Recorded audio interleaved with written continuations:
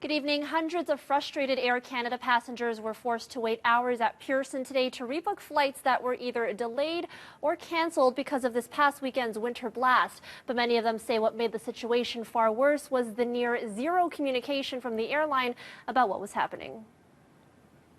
Things are very disorganized, and the wait times are phenomenal. I did wait in a line for about an hour just in case they could rebook me, but then when I got to the counter they said that I wasn't in a lineup where they could rebook me.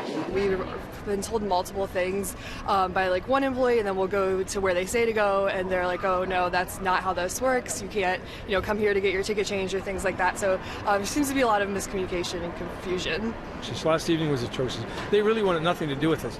Never offered us anything. At the end of the day, they could have said, "Hey, listen, here's a voucher. Go to the hotel. We'll get you fixed up." Nothing. Communication was so poor, it wasn't funny. A large number of those passengers ended up at the airport after being unable to get in touch with Air Canada by other means. A storm of social media posts complained about flights being canceled with no other follow-up from the airline.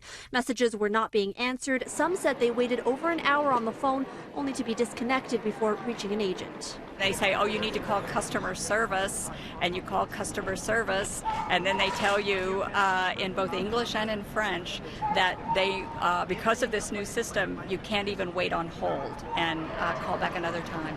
Just weeks ago, Air Canada overhauled its reservation system ahead of the busy holiday travel season, but the rollout hasn't been perfect. The airline received some criticism from customers who complained about technical glitches and error messages.